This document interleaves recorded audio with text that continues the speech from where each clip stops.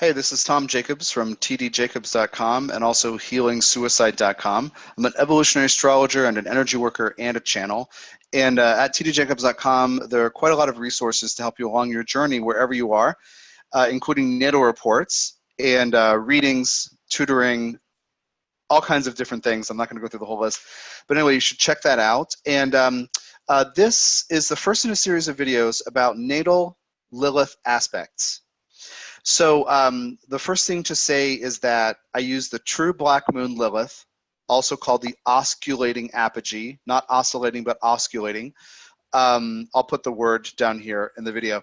And if you're using your different astrology software, look for the setting where you can choose true position instead of mean position of the Black Moon. I highly encourage you to use the true position. If you use the mean position, it's like asking a Barbie doll what a woman is like. The true Black Moon moves in a very different way than the mean position. The mean is just the averaged out motion.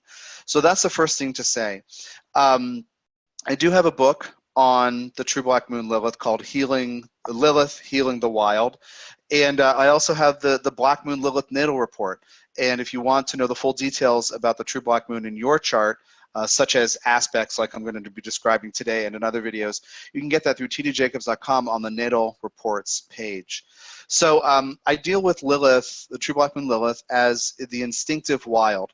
There's this lower chakra, root chakra, or first chakra wisdom that connects us to the cycles of nature, and our body instinctively says yes and no. Our biochemistry naturally indicates this person, this food, this relationship, whatever this work, this is right for me, or no, this is wrong for me.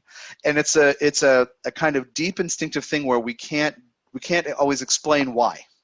It's just I talk about it as this it looks good on paper thing, where everyone says to you, you got to meet Fred. Fred's great. Here are 10 things you'll like about Fred, and you say, okay, I'll meet Fred. As soon as you're in the same room with Fred, your skin crawls, and there's no reason. It's just your chemistry, your biochemistry, your hormones, your endocrine system, your body, your energy field, your emotions reacting. That's not right for me. So anyway, that's how I talk about the wild in the most basic way with the true Black Moon Lilith. So this video is on Lilith-Sun aspects, natal aspects. And the way that I think about aspects, and this will apply to all the other videos that I do in this series with the other planets and points in the chart, is a conjunction. I use 8 degrees of orb, which is pretty standard for conjunctions, and I treat that as merging. The two bodies are, in this case, the point, the true Black Moon Lilith, and the body, the sun, their energies in your personality and in your life are fused. We can't talk to your sun without the true Black Moon, and vice versa. I treat sextiles as triggering and stimulating. That's a roughly 60-degree aspect. I use an orb of 6 degrees, which is pretty standard. And then squares are roughly 90 degrees, but I'll use an 8-degree aspect, again, pretty standard. And when you see it in the chart, squares look like this, sextiles look like this, conjunctions look like that. You got that? And then trines, 120 degrees, and they look like this. I don't know what's going on with the semaphore here. And then oppositions, of course, they look like this, and that's about 180 degrees. Trines are boosting and flowing, and oppositions are challenging, confronting, sometimes stop you in your tracks. So I want to just briefly go over each of these major Ptolemaic aspects with the true Black Moon and the sun in the natal chart. And if you want more, get your true Black Moon Lilith report and also Lilith Healing the Wild through tdjacobs.com. So Lilith conjunct sun means, again, this sense of ego, the way that you develop a coherent sense of self is wrapped up with this instinctive wild that I just talked about. Lilith represents what can't be controlled. And in my little intro, I was talking about within you what can't be controlled. Well, your instinct, your hormones, your biochemistry says Fred is not for me, or whatever it is. Or I went to the store to get broccoli. I always eat broccoli, and it smelled weird. And I looked at it, and then I smelled it again, and I said, this isn't bad broccoli. My body was reacting to it in a new way. But red onions smelled right. or asparagus smelled correct. So anyway, so we guide ourselves. We can't explain it. We can't justify it. We can't force it. So that sense of being energetically aware and being biochemically affected by your environment is wrapped up with your sense of self when it's conjunct the sun. So people with Lilith conjunct sun natally are Lilith. If you have this, you are carrying the energy of Lilith with you. And so sometimes with Lilith, people are vilified. They're made the villain because Lilith people go against the status quo. As you can imagine, everybody loves Fred. Everybody loves broccoli. Why won't you hang out with Fred? Why won't you eat this broccoli? And the reality is, in order to stay sane and have a coherent sense of self and to maintain vitality and health and self-respect with Sun, you have to listen to Lilith. So sometimes that means going against the grain, and other people say you're difficult. That's a normal or pretty standard Lilith experience that a lot of people have. When I tell people their story, when they get their natal report and read the Lilith Healing the Wild book, they say, oh my God, there's nothing wrong with me. It's just I live in a world that's terrified of what can't be controlled, and I'm honoring instinct.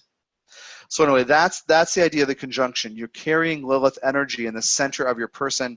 Others will see you as Lilith. It doesn't matter what house and what sign the Sun and Lilith are in, you are a strong Lilith figure. One of the important things to remember with Lilith is if you honor yourself and are honest and behave with integrity and trust your body and take care of it in a certain way that honors that instinct, that need to say yes and no and be autonomous, that is how I understand Lilith, then, and you trust yourself and you don't expect punishment for it, others will stop punishing you for it. But if you're just reacting to people and then they're reacting to you, some of those dynamics can get negative, and Lilith Sun people may have felt like they've been through the ringer or been through a meat grinder regarding being punished for carrying Lilith energy.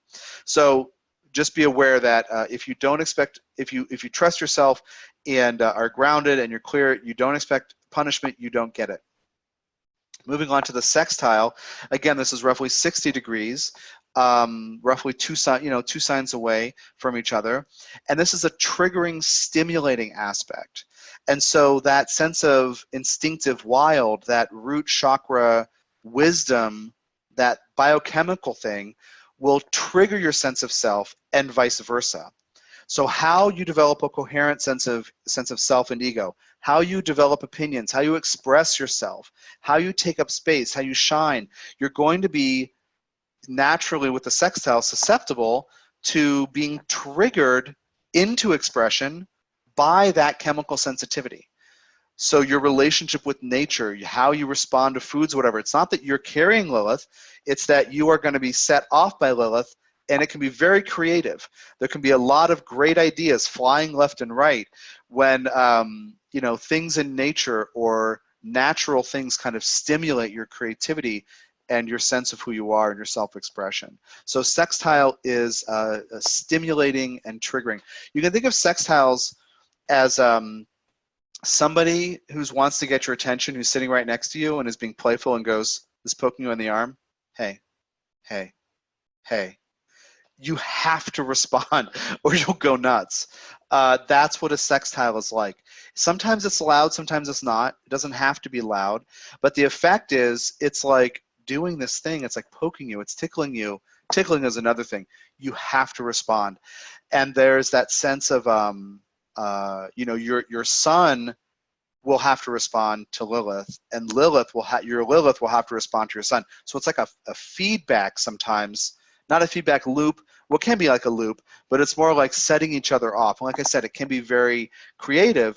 But if if you have a bad relationship with Lilith and instinct and your chemical reactions to the world around you, like if your body says Fred is bad for me, and you still force yourself to hang out with Fred because everybody loves Fred, then it can be a very negative experience. But anyway, the success of all these aspects rests on if you are willing to trust that yes, no, primal, instinctive, deep thing that Lilith represents. Now, I don't I think I mentioned this briefly, Lilith can be very reactive. And so one of the tricks here is to make sure that you're grounded and you don't get stuck in cycles or loops of frustration and anger if negative Lilith comes to you, or if people try to control you or tell you who you should be, and maybe try to limit your autonomy or your ability to kind of be independent. Those are kind of negative Lilith expressions sometimes. If that happens, you can get in cycles of, oh yeah, well oh yeah, back and forth with the triggering. So it can get a little out of control sometimes, and one has to be grounded and have compassion for people who are triggered by this energy that confronts them and makes them feel uncomfortable. Because if you own the energy of Lilith's wild, you're going to make other people uncomfortable. They're not going to want to trust you because you're not playing by the logic of the brain alone. You're listening to your body, your emotions, your energy. Okay, moving on to the square between the natal sun and true Black Moon Lilith. That means that your egoic self, how you organize a coherent sense of personality and self, will be in tension, maybe feeling pressure from, but in tension with, receiving tension from Lilith sources, Lilith people even. And what happens with squares is one says you're doing it wrong to the other one, and the other says, actually, no, you're the one who's doing it wrong, because they have very different ways of doing things. You can think about this illustrated in terms of cardinal signs. We'll just say Capricorn and Libra. Libra says, hey, let's try to get along. Capricorn says, hey, let's be productive. Or, hey, I'm going to be productive, right? Libra's like, let's get along. Capricorn is like, productivity is important. So that's the tension between them. They each have a natural criticism. Libra says to Capricorn, if you're just so focused on getting things done, you don't enjoy, you don't connect, you don't learn from each other, you don't grow together, right? So Libra's like, hey, lighten up a little and be with people. Capricorn's criticism for Libra says, I know this is a tangent, but whatever. Hopefully it's helpful to you. But Capricorn's criticism to Libra says, you're so worried about what others think of you, you don't ever get anything useful done. So that's the idea of a square. One says you're doing it wrong. The other says, actually, no, you're doing it wrong. So that can lead to some arguments and tension and potential conflict. But if you take cues, then you can grow. Because you don't know everything, but you think you're doing everything correctly, but you might not be able to see the full picture. Somebody coming at you from 90 degrees, a square, may say, oh, this is another way to do it. You can say, oh, let me evaluate my thing. Anyway, so Sun square Lilith, things and people that are out of control, you'll think they're out of control, but they may simply be not controlled in a certain kind of logical, reasonable way. So people's plans changing that affect you.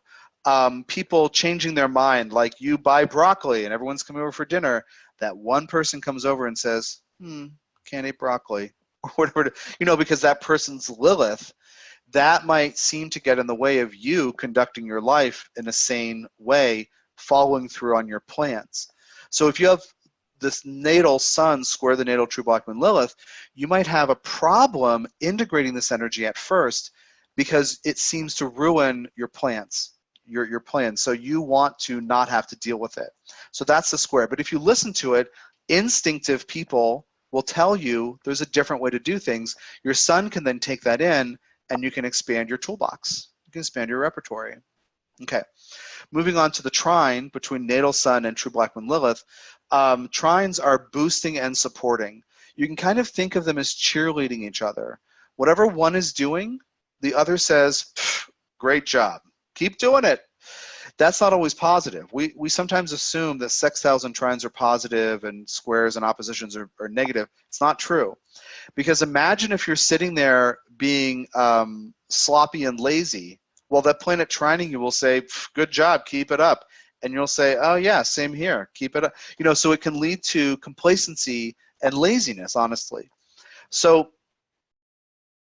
feeding information back and forth between sun, your sense of self, and the instinctive wild, it can be very creative. There can be some inspiration, and it can also be this open flow of energy between you and others. But again, if you're not doing anything productive with it, it doesn't have to be positive all the time. Opposition from natal sun to true Black Moon Lilith, again, 180 degrees, right? They're opposite each other in the chart, as far away from each other as they can get, roughly. And or up to 8 degrees of orb. And the idea with oppositions is confrontation or challenge or block. So in your sense of who you are, sun, you may feel blocked by what can't be controlled, including people who are fickle or changeable, or they always eat broccoli and suddenly they don't. But that idea of like being stopped in your tracks, or feeling like there's a showdown, or that someone or something is keeping you from success, and in this case, being who you are naturally, because we're talking about the sun. So you may have a really difficult time being open sometimes to Lilith energy because it just seems to get in the way all the time. So if you have this, you're probably laughing at this point because you might be learning about true Black Moon Lilith and saying, I want to learn more, I want to read more and study more. And then you might actually have the experience of Lilith being, like you're having your gunslinger's having a showdown, if that's the right word. It's high noon and it's like this town isn't big enough for the two of us. You might find that kind of opposition with what can't be controlled. It may seem to get in the way of you having a coherent sense of self. Now, one of the things about sun, because it's kind of about who I think I am and what I want, what I need, and that kind of like, we could say self-centered, but that's not it. Kind of putting yourself, though, at the center of your life, right? That's what a healthy ego can be about. You can have this sense of wanting or perceiving that you need to control things. So having the true Black Moon Lilith opposite your sun may make you absolutely nuts when people come in who are all over the place. The true Black Moon, when somebody embodies that, it's changeable. Like when the sun is conjunct the true Black Moon, I didn't mention this, but there's a lot of changeability that happens. The true Black Moon, just briefly, is a function calculation of the moon's imperfect orbit around the Earth. So it's always changing. And you think about the moon as the emotional field, the sun as maybe the body, physicality. No, sorry, the Earth. The moon and the Earth, sorry. So I'm thinking about the sun here in this video. You think about the moon representing emotions, the Earth representing physical body, and the way the moon is orbiting it, and it's orbiting not the Earth's axis, but what's called the barycenter, and you can look that up online, but it's not a perfect orbit, so this is always changing. So people who are Lilith-like people, they're changeable. So when the sun is conjunct Lilith, you are changeable. When the sun is opposite Lilith, you don't like people being changeable. You can just see that contrast there. So to get more information, check out the Lilith pages at tdjacobs.com and also get the Black Moon Lilith natal report. This is an automatic report. Like the other ones I offer are put together by hand and take time. That one's automated through Astrolabe. And through my site, you'll see this like data entry thing where you put in your data and then you pay. And you get it over email pretty quickly. And it covers the natal. There's an essay and explanations on myth and archetype. But then there's also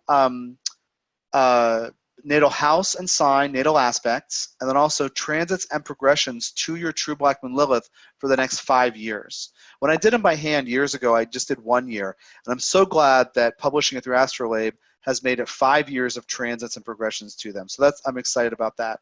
Anyway, that's all at tdjacobs.com on the natal reports page, and also the book Lilith Healing the Wild. So take care of yourself. Thanks for your time and energy. And stay tuned for more in this series of Lilith, True Black Moon Lilith, and natal planet aspects. Bye-bye.